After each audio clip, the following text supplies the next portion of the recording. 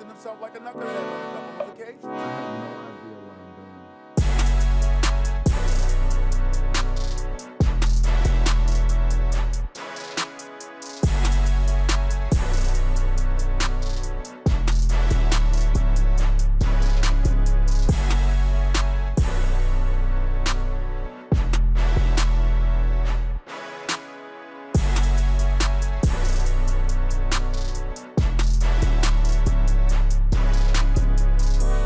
Welcome back to the Chase Brewster Show. I am your host, Chase Brewster. Today I have a very special guest, someone who has changed amateur baseball for the better, someone who over the past 7 or 8 years has become a friend of mine and that I've leaned on to become a mentor to me, and someone who I know that everybody from youth to high school to now college in the baseball world respects and looks to. Perfect Game Youth Coordinator, Jheremy Brown. Jheremy, how are you? Oh man, I'm doing awesome. Honored to be on it. I know I'm one of your first guests, so I appreciate that. It's been something in the works, and I'm glad we were able to get in front of some cameras and mics and put it out there.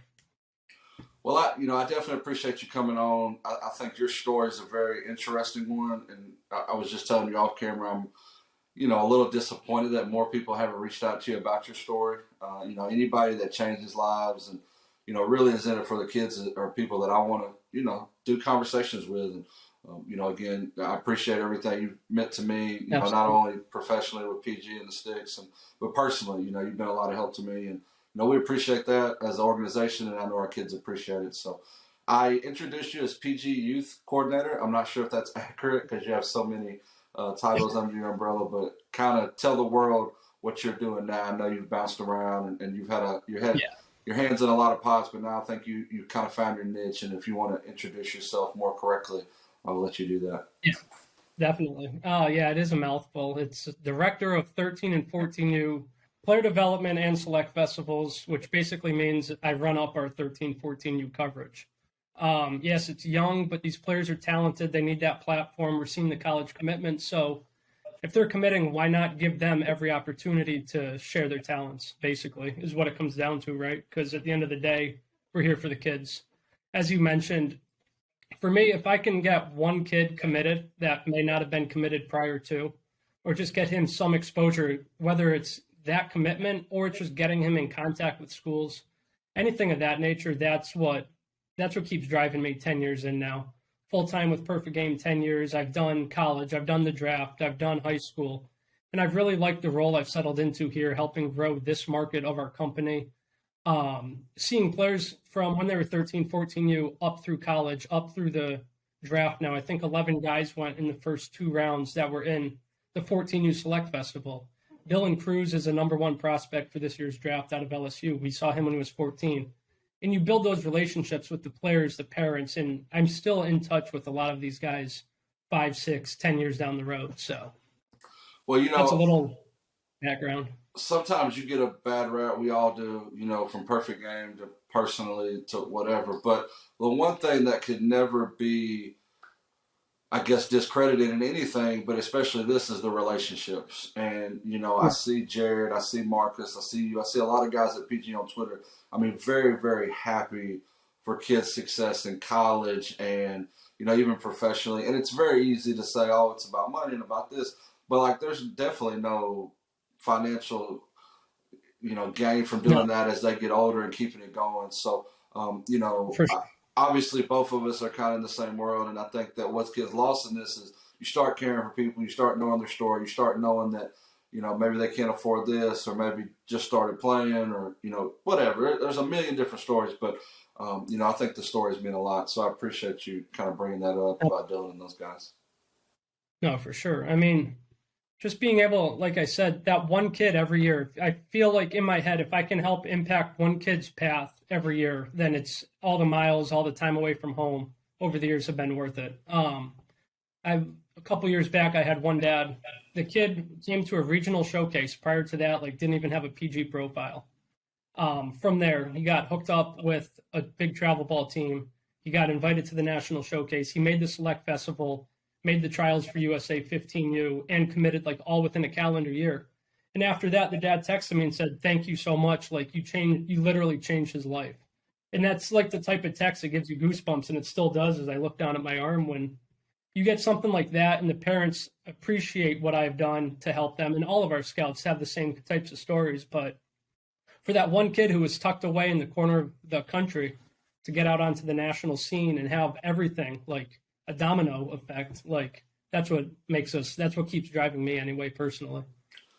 Well, sometimes it just takes one person believing in you, and that's for me. That's for you. That's for people we look at. So hopefully that kid, whoever that was, he'll 10, 15 years from now, he'll believe in somebody, and we'll just keep changing lives along the way. So we talked about the Select Fest. We just had Spencer Browning playing it, 2026 for Pleasant Grove, committed to Arkansas. He was our first 14U Select Fest. We've had some guys playing it that come to play with us later on, Ethan Long and some of those guys, but Spencer was the first current player to play, and man, just from the gear to the presentation to the award ceremony, we really appreciate how you guys took care of Spencer. And he's a special one. Hopefully, he'll be in a lot more festival flavored events because he's a very, very good player.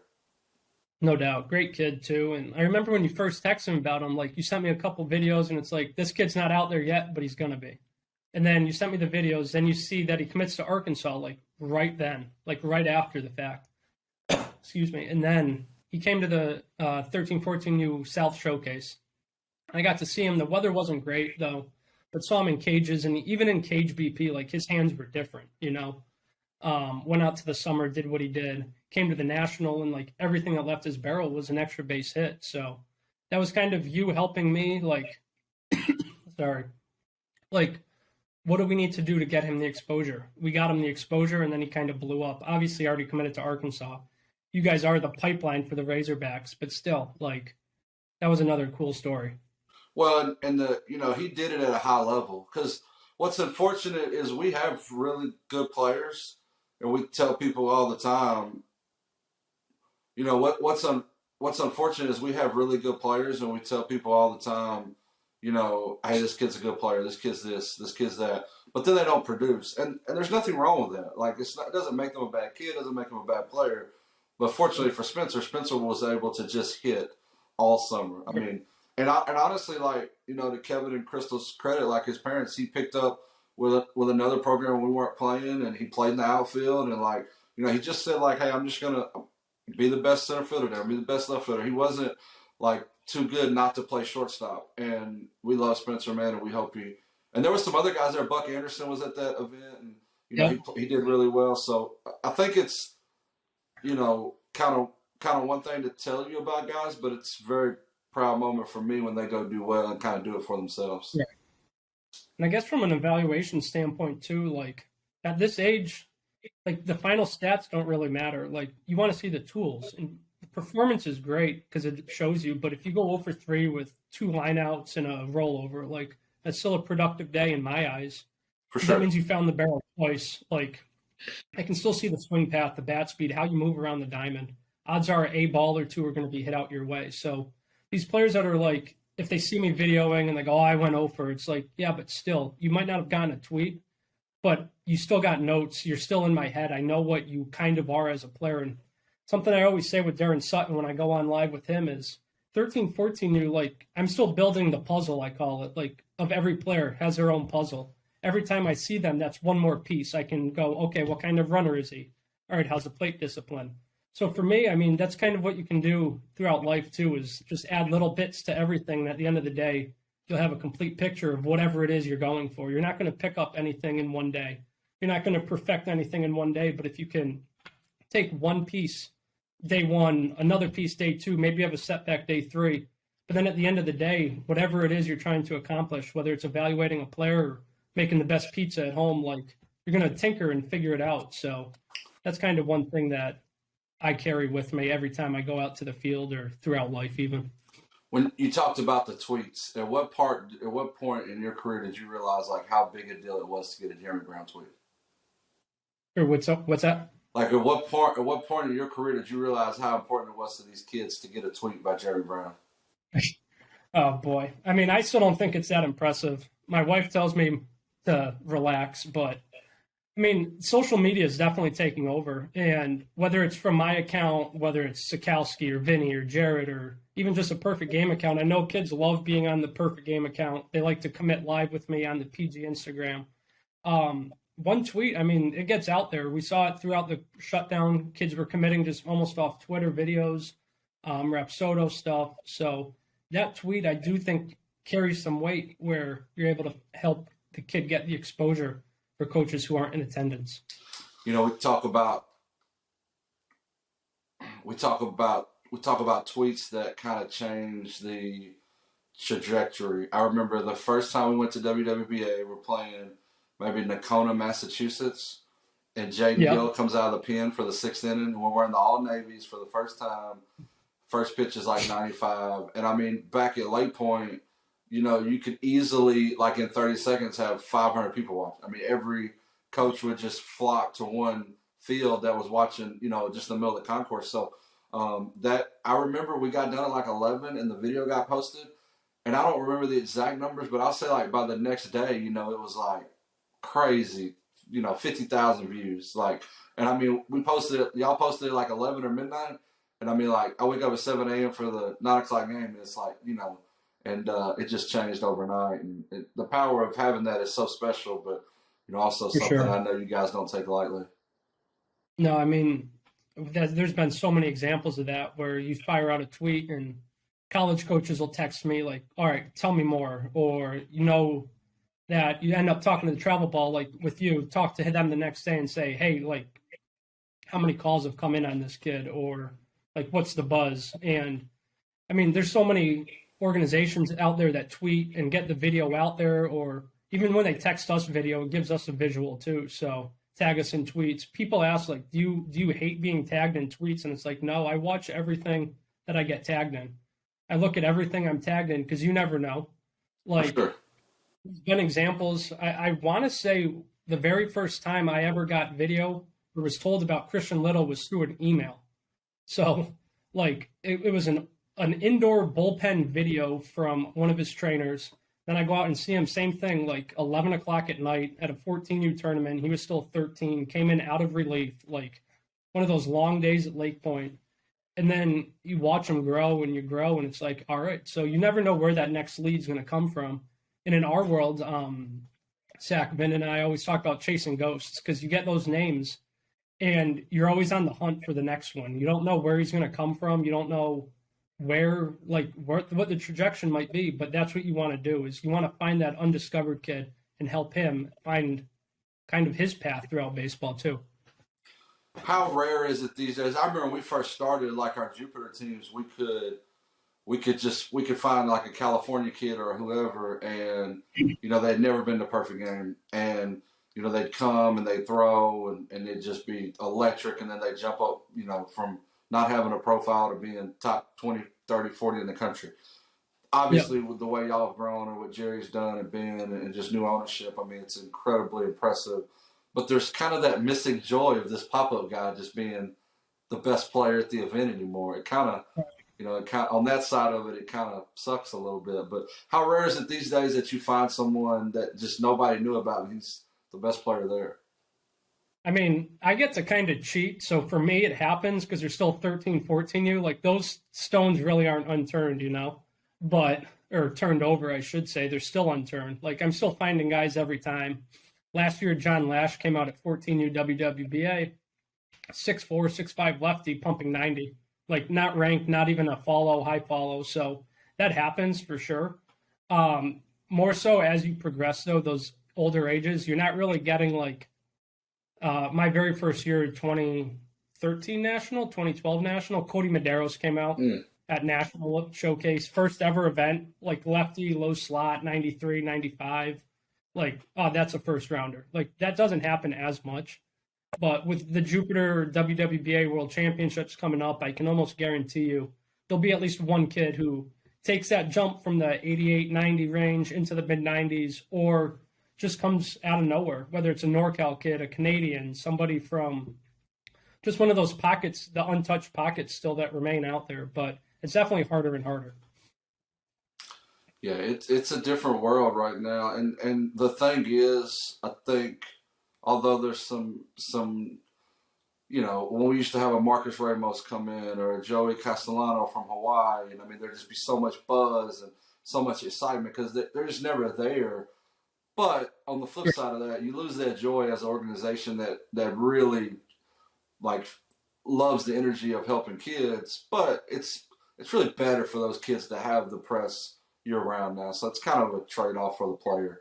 I tell you, we talk about exposure and organizations and helping and whatever, but I'm always amazed at how like we get the text and the email and it's like, hey, please put in the probable pictures, please update your roster, please do this. And I just think like, how could everybody not want to help? Like, so speak about some of the challenges you guys have had as growing and, obviously, at least I know mine and your goals are to help every kid possible. Kind of speak. I know there's some drawbacks with organizations that don't always do what they need to do to help kids, but speak on that. I know it's a big mission for you. You'll reach out to us personally and say, hey, who's pitching? Is it still the same, whatever. And I know that's kind of a hassle on your end, but we definitely appreciate you, what you do. Well, yeah, like you said, we've grown so much that even teams coming to tournaments, the tournaments have gotten bigger. So the more knowledge and info we have, the better, because at the end of the day, knowledge is power. And to be able to delegate a schedule and pencil one out, like to know when everybody's throwing is huge. So getting that probable in, like I send out a tweet before every big tournament, whether I'm there or not, like steps of how to do it, tag me in it and we'll post it. Like, because you want your kids to get the exposure. For the most part, that's why a lot of these teams go down, is get them out there. So, I mean, you're getting into the territory now, the 16s, 17s, where it's for scouts, not only colleges, not for perfect game, but you have like a future for these kids, and being able to get as much info out there for when they're throwing is just beneficial for everybody. So, why do people not do it? Like, why do organizations not, like, why is it so hard to get some group, and we all know the groups, to get them to cooperate? I saw,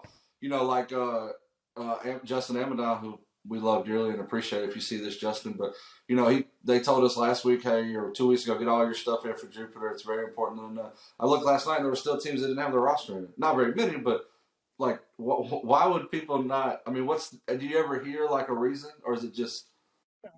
I think it's just them making sure they have the right spots, right players in the right spots with their teams. Might still be trying to finalize some travel type stuff for some of the players. You don't want to put out that a kid's throwing, get them to make the schedule, and then the kid not show up. So I don't think there's any from anybody trying to be secretive. I just think from some of these coaches might not even know how to input probables. I know there is a couple steps to it. So, I don't know. I don't think anybody does it intentionally. I think it's just when they're able to get all the info in together. Well, we definitely want to make sure all our guys are recruited and scouted. So we try to do too much probably just to make sure. Well, I want to change it a little bit. I think it's very, very important for these listeners to know your story. You're someone that I admire and look at as a mentor. And we've talked before. I think it just kind of happened. Maybe it seemed like overnight for you, as far as just being a celebrity in the amateur world, if you want to call it that. But just kind of give us your story. I know you're a Massachusetts guy, and I know the Northeast is home to you, but just kind of tell the world your story a little bit and kind of how you got to where we are now. Yeah, so back in 2013 is when I graduated college. That summer prior to, I did the summer scouting internship. Basically, you did the iPad behind the plate, took some notes, got to tell whoever, help kind of like send in notes with ranking purposes. I sat on East Cobb for the very first week, the whole week until they send you out. They want you kind of close. That's when East Cobb was the hub the first time. Did that 14U tournament, got to see guys like Taylor Trammell, Bo Burrows, Brendan Rodgers, like guys that are in big leagues that I still remember my very first week seeing. Then I went out, saw Clint Frazier, Austin Meadows, like the list goes on with how impressive it was. Excuse me.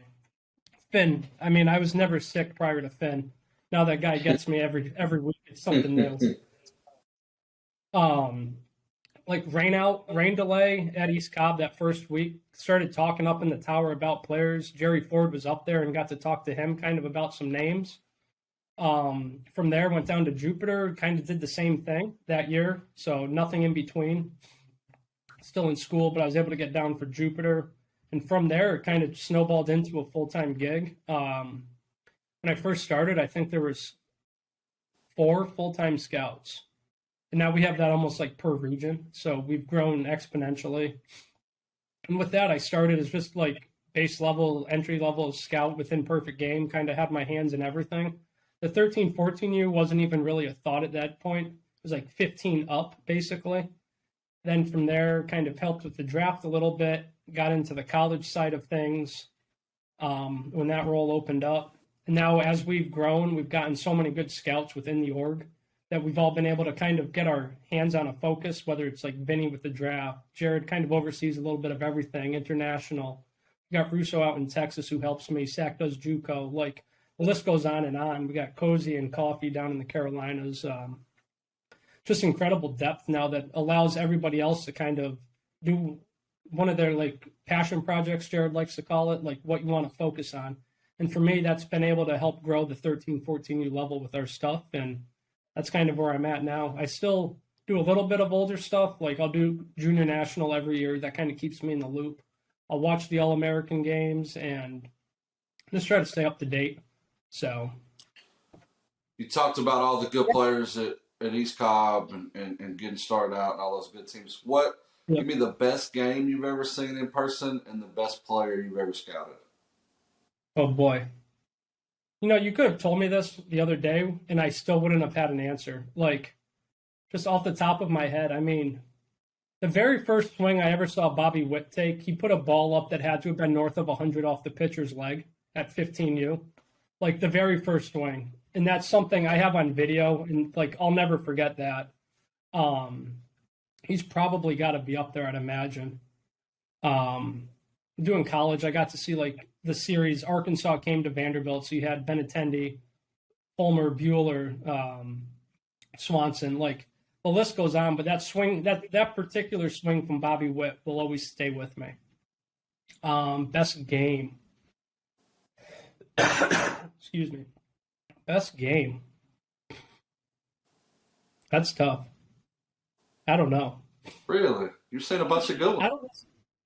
I don't necessarily have a best game, but there was one night slot in Jupiter where I think Juan Hillman was on one field.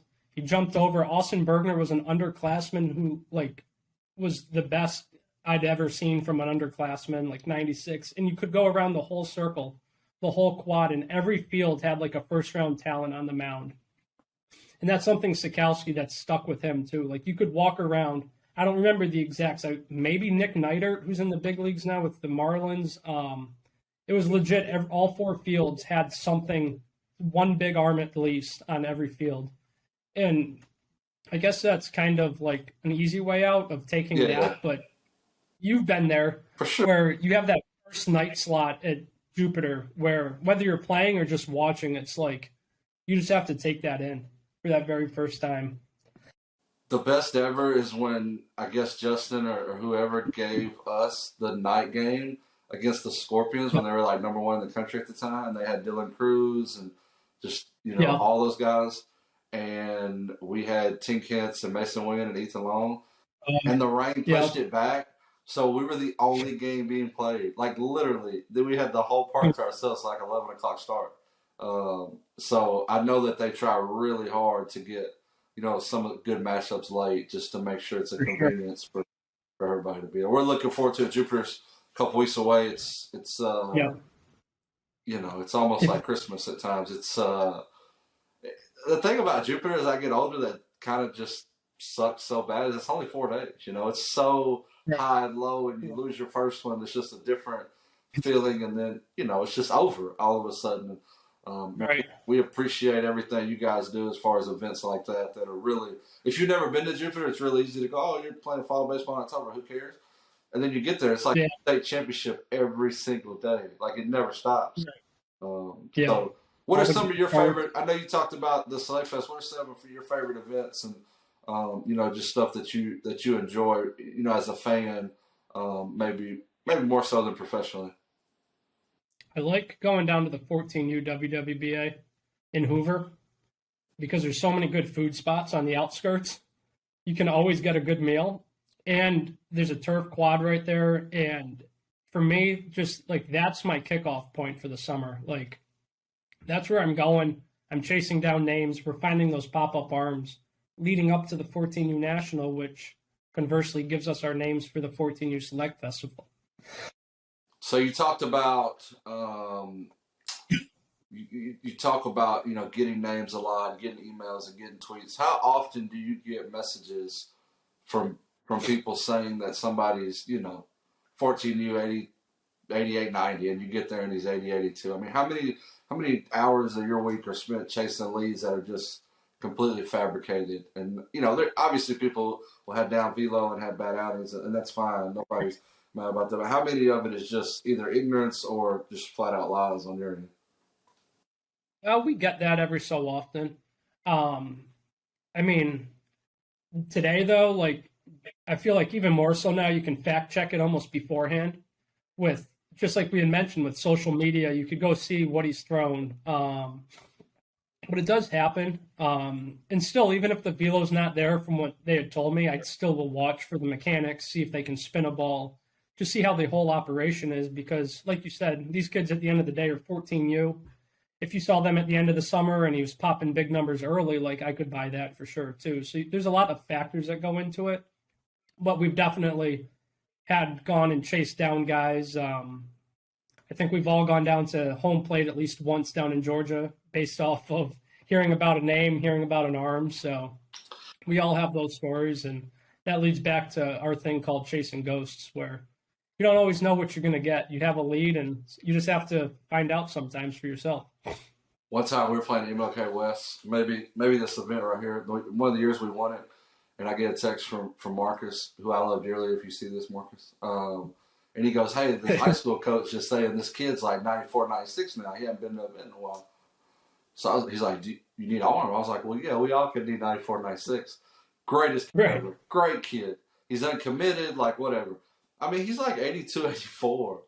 It's fine. He got out. It's like, I'm not mad at anybody. Right. I mean, like, somebody literally just lied to Marcus for no reason other than, right. I guess, got him that's kind of their thing. Got him with you, though, so I guess at the end of the day it worked. But correct. Yeah, and he was on our staff that won, whatever year that was. So he was a great kid. But I always kept that in the back of my mind, and I just thought, why would anybody do that? Like, what if this was a big game, one run, you think you're going to 95 out of the pen? Right. I mean, who's really the winner in that thing? It ain't the kid. Right. Because no there'd doubt. be a lot of unhappy people. So I never understood why people do that. So, I saw last night, I guess Jerry Ford's got a book coming out. Super excited to read that. And obviously, Jerry's someone that interests me. Anytime you hear the story and you think, hey, they were sitting in a barn in Iowa one day and said, hey, we're going to change the world, nobody would have believed that it would have been this. And so if you don't mind, just talk a little bit about Jerry and, having a visionist, kind of a once-in-a-generation visionist that's changed not only amateur baseball, but baseball for a whole, right before our very eyes. Just talk a little bit about what he's meant to, not only amateur baseball, but to you and professionally. And, hopefully one day we can get Jerry on to ask him this, but if not, we'll let you speak for him. Like, I mean, just how crazy is it, right? Like, now you think, oh, travel baseball, that makes sense. But, like, back in the day when they first started it, it was really to get the kids in Iowa exposure. I think Jerry did it for his sons, like, because there's high school baseballs in summer in Iowa. Excuse me. So this idea of perfect game, like, let's start showcases, let's get them the exposure. But as you know, that's easier said than done. Especially back then, especially back in a time where social media wasn't a thing. Even summer baseball in Iowa wasn't, and it's still not right now. But for them to have that vision and just keep growing and keep growing. Now we're talking internationally. We're talking 13U and 14U. I mean, it takes a real, there's a lot of people that are going to be against that idea. So it takes a person of, real courage and a visionary to do something like that. Yeah, the group that started the founding fathers of Perfect Game, like they were out there. I've asked stories, and it's like they were out there making the calls for the players, getting the fields, throwing the BP, doing the evaluation, hitting the fungos, traveling spot to spot to spot. Like they were all in, and it wasn't what it was today. Obviously, I mean, I always joke like, imagine not having a smartphone with Google Maps to tell you how to get to a field. Like you have to use a map back then. Like there wasn't just all right, let's go to this stadium, go. Like you had to map everything out, like cold call. You didn't have the database like we have now. I mean, that was what, 93 or 96, 93, 96. I think 96. Jupiter was the first 98, maybe something like that. So probably 96. Yeah, it started a couple years prior too, but like Think about the trying to rent a internet, field. Think about trying to get somebody on the phone to even know there's a field right? in a random The city. internet wasn't a thing. Like you and I are talking on cameras, like that wasn't even a thought back then, and here we are, like today. So just to have that the vision and then stay with it, because I know at first it obviously isn't going to take off huge without promotion, without word of mouth. So they stuck with it, and now we're here where we are today. And yeah, I mean it's grown, it's a monster now, and the big thing at the end of the day just comes back to the kids, helping the kids. They have PG Cares, the charity foundation, where that helps give back. It brings camps to all these to the kids across the country. So it's huge now, and the philanthropical side of everything is still what drives Jerry. I know, not to speak for him, but I know that's still huge for him. So Well, there is no Sticks or Chase Brewster or Jheremy Brown without Jerry Ford, so we appreciate that, Jerry.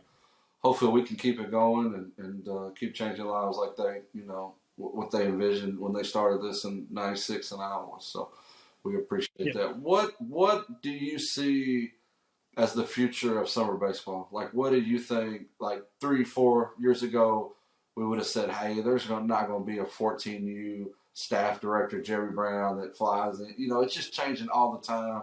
We just had, we had meetings with Corey Hall and Ben Ford about going to Barcelona to play some international stuff. So I know it's changing every day, but where do you see this whole thing? And you don't have to give away any company secrets, but what I know you got competitors out there, so we don't want to give away top data. But where do you see this thing going as far as just the landscape and as this thing keeps moving? Obviously, schools like IMG and it just changes every day. So kind of speak on that for me. yeah, I mean, you don't want to say you're capped out, but I feel like we've grown so much stateside. We have the high school showdown that's really taken off with Corey down south, the academies portion, and that's kind of like the big kickoff for the spring season with all the high school teams. I know that's going to be another loaded field this year. They're adding one in Florida, they're adding one in Texas, or building upon it. So I mentioned the international stuff with Ben. I know they've done a lot of stuff down in the DR this year. Sikowski just finished up in Canada. And they have some plans to go overseas, back to Europe, back to the Czech. So I think that's one area that they're really going to look to grow in. So that'll be huge for sure. Yeah, we got to talk with them about Barcelona, and we were super humbled to get invited and wanted to do it. And it just, I don't, we're going to so we actually fly out today. We leave today at 3:00 on the jet to go to Fort Myers for the sophomore WWBA, and then I come back Sunday, and then I turn around Tuesday, I go to juniors, then we come back and we go to Jupiter, and then so I go to Barcelona on October 20th, and take all the players that have basically played these past 3 weeks. I had a mom ask me at one point, she'd go, "Hey, does anybody ever go to school? Is it just my kid that can't get out?" And I really thought about it for a minute, and I thought, it's a shame. Not a shame. It's great for everybody. And I don't think anybody's not going to graduate from missing 3 or 4 days to play baseball. But you ever think about how crazy it is that we all rush to these certain cities and the most non-baseball months, and everybody's there. We'll walk around the concourse in 2 weeks at Jupiter, and I'll know every college coach, every scout director. It's a family. Really, and if you don't go, it's you're kind of kicked out of the in crowd. And you're thinking about how crazy it just is that it's a non-baseball month, it's a non-easy travel city, and it's in the middle of into 9 weeks in Texas. I know it's that Friday. there's a lot to overcome, and it never slows down. And nobody ever misses a beat.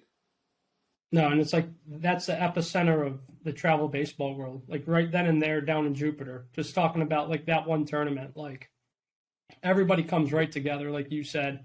You see everybody, you could spend as much time watching games as you could talking to people, not even paying attention to the games, just catching up with everybody. And it's fun. I think you're going to call it like a family reunion, and that's really what it feels like at times.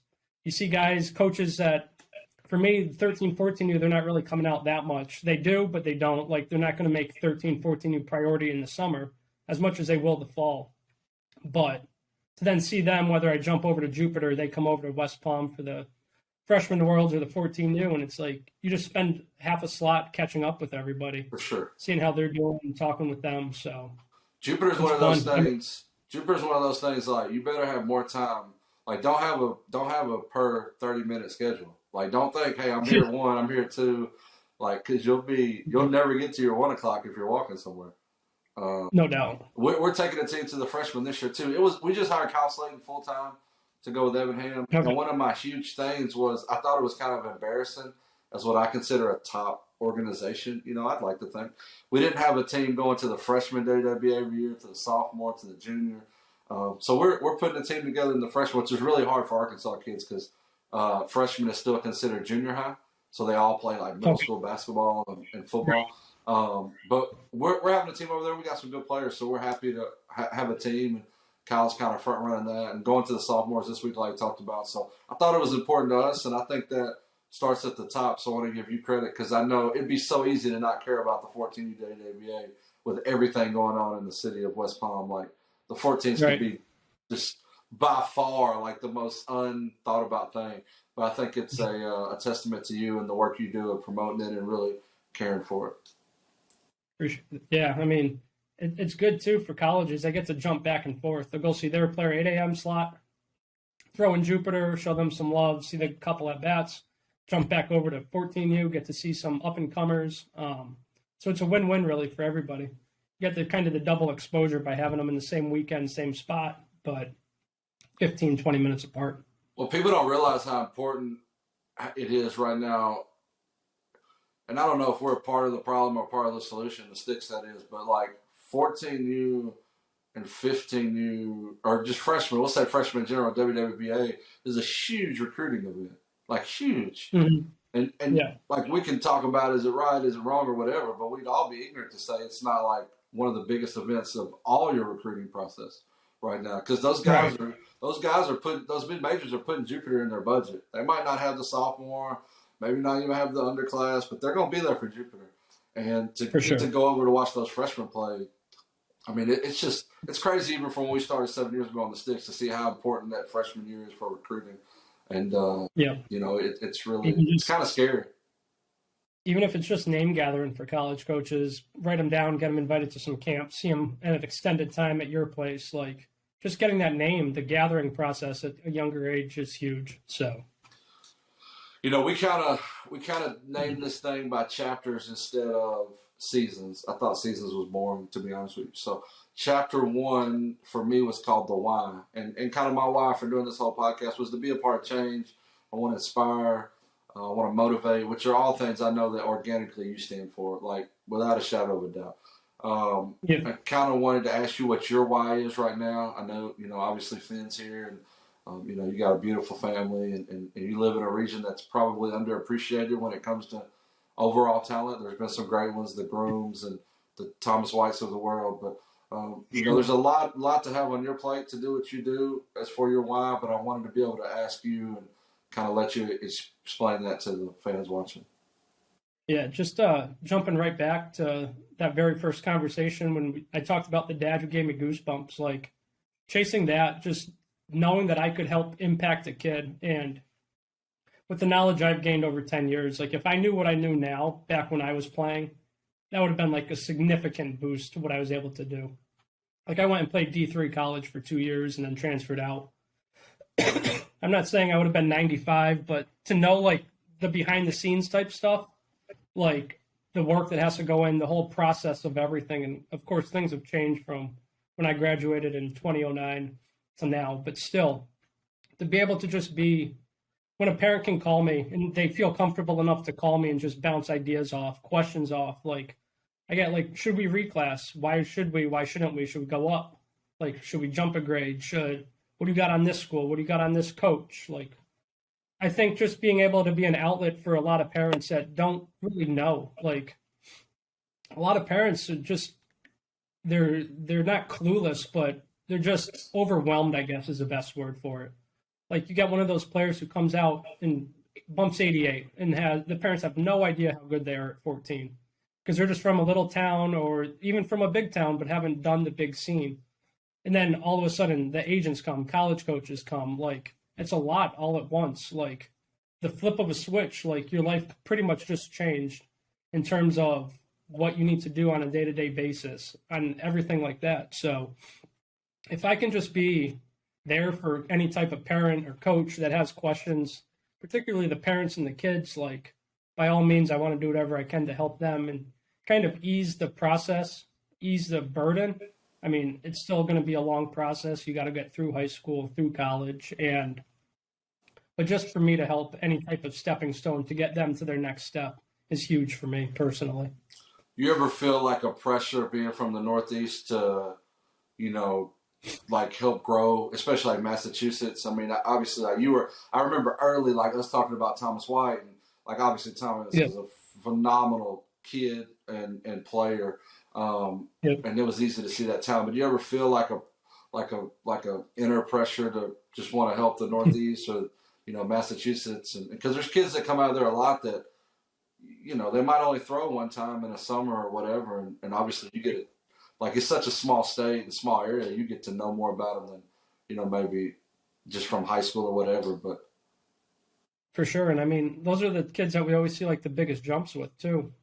Like you see him one summer. I know when Thomas White was 13, just for instance, he was 5'10". He carved in his one tournament of the year. I think he struck out like double digits, 15, 12, 15, up to 79 left-handed. Like that's good. 5'10", 79, but it's like you're going to knock your socks off. Like 13U this year, we had Landon Green and Chase Fuller both bumped 90, and Logan Schmidt was 88, a lefty from California. So, like, there's a significant gap there. But then the next year, 14U, Thomas comes out at the 14U BCS and got a call from Russo and Vinny, and it's like, hey, this lefty from Mass is 6'2", 6'3", and he's touching 90, 8 a.m. slot in the BCS. And it's like, well, first off, go calibrate that radar gun and make sure it's real. Get another one out there. They got another one and still like, yeah, it's humming. It's upper 80s, bumping 90s. So that's just one example you brought up, Thomas, from 13 to 14U. But then sometimes kids, even up here, will go a year or two without going back on the national scene. And then they blow up even more. Or like I saw Ryan Cusick at a Northeast Underclass Showcase at the Northborough Complex. It was like up to 84, but a big kid. The arm worked. I think he was maybe 14, 15 years old, but you see how everything works. You know the school he's going to.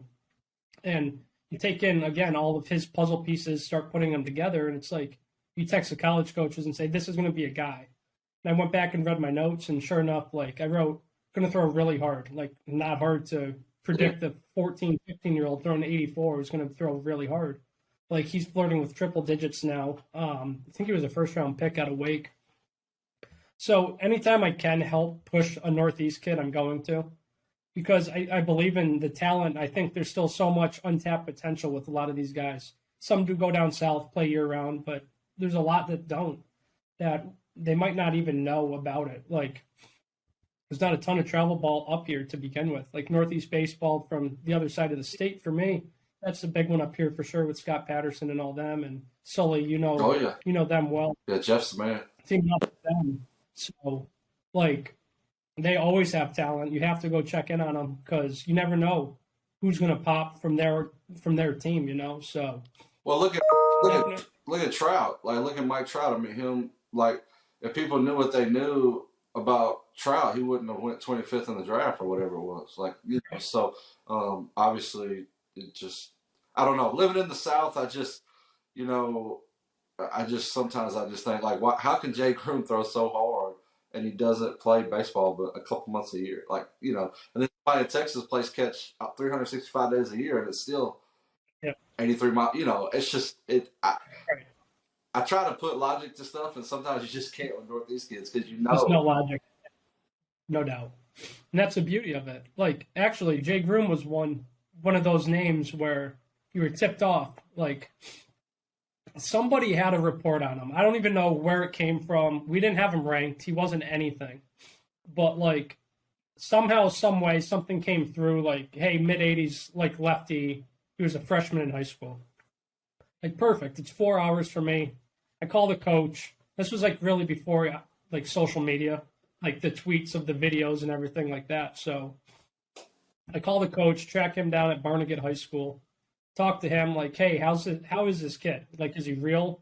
And you get he's mid-upper 80s, like, might bump 87. So I'm like, that's good enough for me. Like, based off the other info, he kind of confirmed it.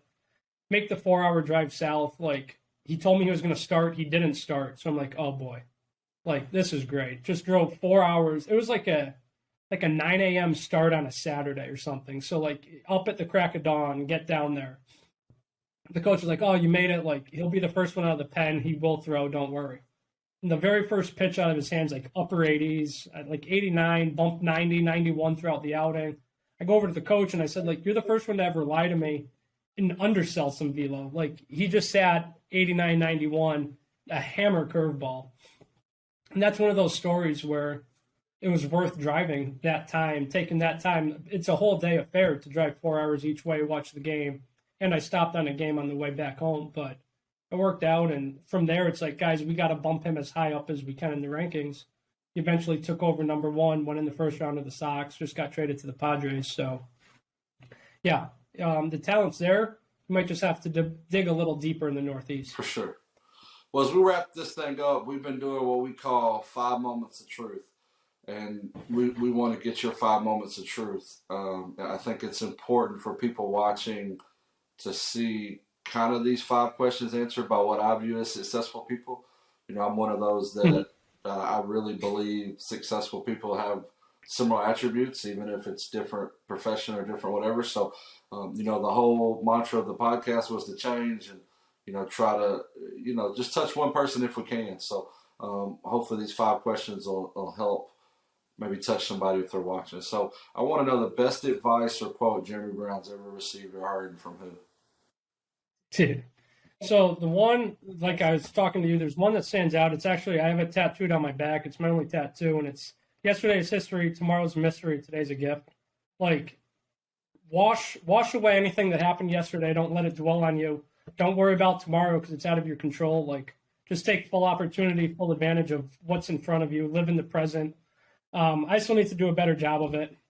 My wife will tell me, like, I'm just on my phone or the computer too much. Like we all are. We're just sucked in right now to social media, just fantasy football, like whatever it may be. Now with Finn, like, just enjoy every opportunity that you have in front of you.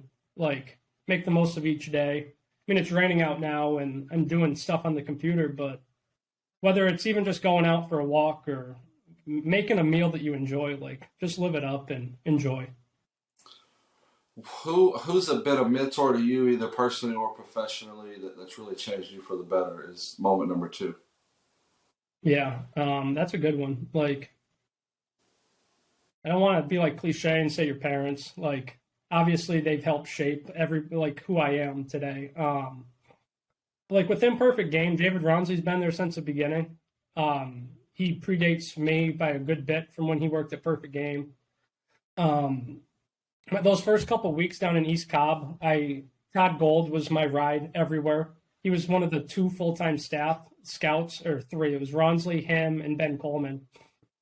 And Todd kind of took me under his wing and helped me out. And that was huge. I know he vouched for me when it came to me getting hired full-time. Jerry Ford just believing in me, like telling me that they'll make a position for me at some point if need be, like for me to come on full-time too. So there's been a lot at Perfect Game that guys, when I was young and Mike still didn't know what I'm fully doing, like we still don't know what we're doing day to day as a scout, but for them to kind of believe in me just coming out of college, not having the longest track record has been huge because it's allowed me to grow within the company now. When you think about conversations they had about you and vouching for you, like you said, question 3 is who's the next up and coming guy, and they could already work for PG, but just if somebody came to you and said, hey, who's your like best young guy in the game? Who should we promote? Who should we hire? Like this whole point of this question is to kind of spotlight somebody working hard in your profession that's just out there grinding and kind of give them a spotlight to kind of thank them for everything they do. So, like at this year's Select Festival, we kind of gave the MVP to the entire West pitching staff because it was just dominant from start to beginning. And I really think you could take a dart, throw it at a board with every scout's name on it right now with Perfect Game, and whoever you land on, that one has a chance to make an impact at the next level, whether it's within Perfect Game or a pro job, a college job, a coaching job. We've had so many good scouts come on board lately that we're really firing on all cylinders. We're the best we've been, I think, since we've started, just coverage wise, spread out wise. The amount of like young hustlers we have that, hey, can you go get video of this kid? Like they'll go get that video and they'll get you his background info, like what his mom's name is. Like you ask, and we have so many guys that'll go above and beyond right now that you could literally throw a dart and whoever it lands on, you feel confident in them taking over whatever mission's at hand, and whoever they are at your game, at Jupiter game, whatever game it is, like you're in good hands for coverage, for getting that right up, knowing what they're seeing and them utilizing their contacts. So I know that's really broad. You probably wanted 1 or 2 names, but just for how hard everybody's been working, like the whole staff right now they're definitely firing at an all-time high. Well, I just think the question is important because it gets to highlight people that, for sometimes we can touch people and inspire people and not even know it.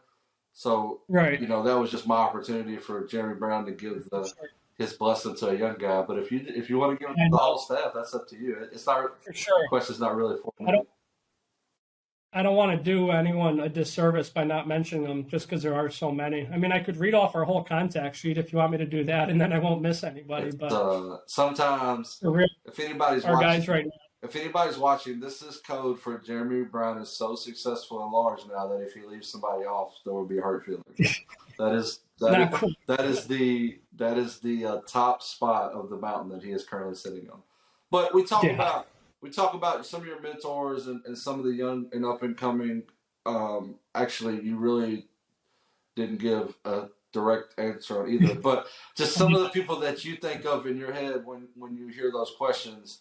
What are some of their characteristics and just some of their, things that they bring to the table that sets them apart? That if you were a young person watching, you could take this characteristic with you and it'll just change you in your profession. Yeah, I mean, dedication to what you're doing. Like, don't go do anything at 50%. Like, give it your all. Like, a bit of advice is you never know who's watching. Like, whether you're a player, whether you're a scout, whether you're whatever you're doing in life, like whatever your profession may be, you never know who's watching. You never know who's at the table next to you, who's standing next to you, who's sitting next to you on an airplane. Like the smallest conversations could blossom into something. For our scouts, like them being willing to just go chase down a hunch or this kid that we heard something about and not even question it, just go do it. Like, send out the tweets, just get the content out there to help promote the kids. It's easier said than done because you're at the field 16 hours a day sometimes. Go to bed for 3 hours, have to get up and do your writing and do it all over again. It becomes, not to use the word that gets overused, of the grind, but excuse me. At the end of the day, like you're on the road, you're in a hotel, you're not in the city you're used to, away from everybody. But you're doing it to help get the exposure, to help grow everything that we're doing as a company. So stay the course, give everything your all, and just have fun with it. No. Don't get too indulged. Don't get overindulged. Don't get too worried about anything. You talk about sitting next to somebody on an airplane. Real quick, I just got to say, Craig Rose was in my wedding. I don't know if you and Craig are friends, the agent. Craig was flying to Jupiter. This was like maybe, I don't know what year this was. He's coaching with us, actually. on the Marlin Scout team. Okay. And Dustin May is sitting next to him on his Southwest flight out of Dallas. He had no idea who Dustin was. Dustin didn't have an agent. Dustin was headed to throw for the Yankee Scout team. Him and Craig, just randomly, two naturally gifted communicators, talked the entire flight. Craig thought nothing of it, like, hey, good luck. Then all of a sudden, when it's time to need an agent, Craig and Dustin, and I think maybe Craig's and Dustin's wedding coming up. And I mean, who would have ever thought? Like, one of the best amateur prep players in the country is just sitting in between you on your flight out of Southwest. Look, you can change, your life can change and not even know it, just as easy as that. Exactly. So, like, that one conversation, like, you don't know who the kid's going to be. You don't know who's sitting next to you. Just everything lined up and perfect. And now Dustin throws 100-mile-an-hour cutters and has some of the best hair in the league. So not bad. He is he's a good role model for kids to have. Dustin's the man. Number 4, what are some of, and it can be personal or professional, what are some goals for you the rest of this year and for 2023 for Jheremy Brown? Just keep helping, like, whatever it may be, just to continue to be that avenue. Like, parents, like, they'll DM me or they'll shoot me an email, and I try to get back to them as quickly as I can, especially if it's like questions, just how to help their kid, like help them move along. A lot of it's like, what do I do? This school wants to talk. This school wants, like, just take a step back. And I don't think all the time, like, the parents don't always realize, like, enjoy the process too. It's chaotic, it's hectic, it's a lot all at once, but like, enjoy the memories of being at the field, going, traveling. Like, every you think about it, you're going to Georgia, Alabama, Florida, on and on, Texas, out to California. Like, they're all mini vacations too. They're baseball and their business trips. At the end of the day, like, just enjoy what you're doing. For sure. Like, so for me, I just want to keep being, like, as helpful as I can, as much of an outlet. Like, throw any questions you have at me. Like, let me help you. Yes, I'll get the ones like, why isn't my kid ranked higher? Like, what is this? Why is so and so ranked, or something like that? And that's happened for 10 years now. But when they come out and, like, why, like, what do I do? What's the next step? Like, they're almost like deer in headlights with all the info that comes at them, and they just need somebody to help them break it all down. And all of our scouts get that, like, whether it's somebody locally, regionally, or nationally that you develop that relationship with over the years. So just want to keep helping. Well, like I said, we appreciate you, man, and we appreciate all the help you've been to us. The last question, we'll let you get out of here. Kind of talked about, being a part of change and inspire and motivation and just trying to just do better, man, and help everybody around us. And I think that's something, as I get older, and I'm sure you too, it becomes of importance. And like, for me, I want to help people that can't help me back. We see so many people that just help people because they want something in return. I'm very big on right now of helping as many people as I can. Give me, kind of your maybe advice or just motto or even outlook on, what can we do to be a part of the change and to help inspire others and, just to continue to help motivate them. Yeah, I mean, yeah, again, like, just helping. Like, it's such a simple answer, but you could dig so deep into it. Like you mentioned, the kid, like, if I can help you, I'm not doing it because I want you to come to a perfect game event or I want you to come spend money at a showcase. Like, I just genuinely want to help you, like, with your questions, with mapping out a schedule, and just, I mean, yeah, that's about it. Like, at the end of the day, that's why we do what we do, right? Like, it's not like we're not millionaires. We're not, like, just whatever I can do to help that one kid every year. That's, like, my goal. One kid every year that I know I can help or make an impact in their life, their baseball life, or help get them to the school, even just meeting him with a college coach. Like, that's for me, that's a success. So that's worth all the miles, all the hours away, all the nights in a hotel. Just that one kid per year. So I'm going to just wrap that up with the simple word of helping. Well, I kind of chuckled a little bit because at least for me, I know when it's genuine, help seems like you could talk for another hour about help. And when you do it because you love it and you really want to help people and change, you don't, there is no answer because it becomes you. It just Right. becomes your everyday, mantra and whatever. So, Jheremy, I can't thank you enough. I'm a super fan Absolutely. of yours, and you've been a huge, you've been a huge inspiration to us all on amateur baseball. You have shown that I you don't appreciate have to be a big leaguer or throw 100 to get a scouting job or to help change lives. And I think that's important. I mean, I think it's very important for people to realize that a normal D3 baseball player from Massachusetts can change more lives than he ever could have trying. imagined. And I think that's the joy of what we do is showing the world that these things are possible. And the Sticks, thank Right. you. I couldn't thank you enough for what you've done for us as an organization and me as a friend. But we, as the Chase Brewster Show, party of one, I appreciate you coming on the show, man, and being an early guest. And hopefully this thing will take off and people will get to watch this and we'll change lives through, an hour-long YouTube interview, just like we would in person. But, man, we appreciate you, and if I can ever do anything to help you, please let me know. You got it. I appreciate it. Safe travels, my friend. Thanks, Jheremy. It really means a lot. Take care. Thank you. He conducted himself like a knucklehead on a couple of occasions. I have no